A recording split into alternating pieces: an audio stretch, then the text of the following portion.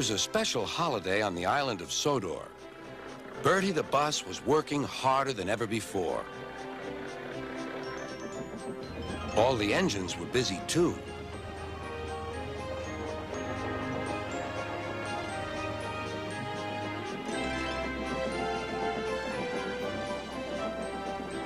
Duck was waiting for his next journey. Near him stood a red bus, but he didn't look friendly like Bertie. The bus growled as he gazed at the happy passengers.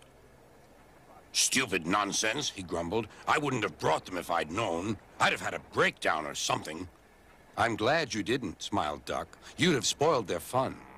"Bah! Enjoyment is all you engines live for. One day railways will be ripped up." Duck felt shocked at such an idea. "We have a friend called Bertie, and he's a bus, but he likes the railway. Sometimes he teases us about it, but he'd never want to see it ripped up." "Huh," growled the bus. "I know Bertie. He's too small in size to be of any use." Duck took no notice. "That bus is silly," he thought, as he steamed away.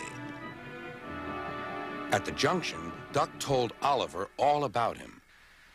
"I call him Bulgy," chuckled Oliver, and then he puffed happily away.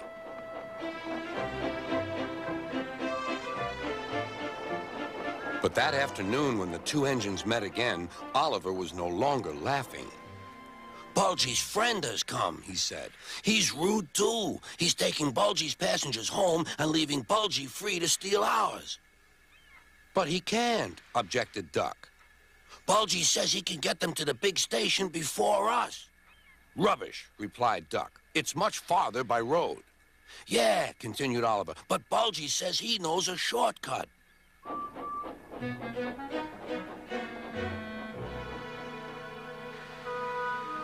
That evening, the engines were preparing for the homeward rush.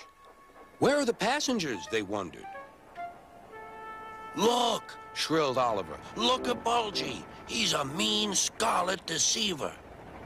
Bulgy was wearing a large sign saying railway bus. "Yeah, boo snubs," he jeered as he roared away. "Come on," puffed Duck to his coaches. "Let's see what he's up to."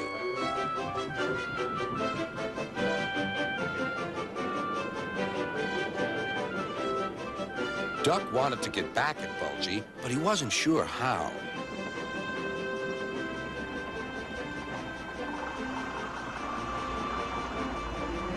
Then, in the distance, Duck saw a man waving a red flag. That meant danger. The line here crosses a narrow road, and there was Bulgy, wedged firmly under the bridge.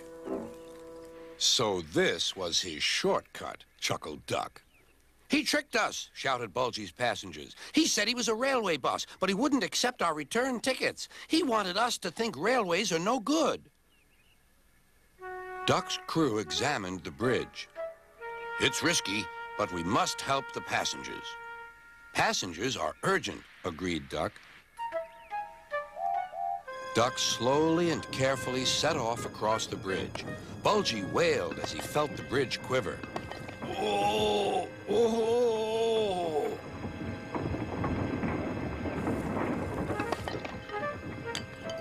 "Stop!"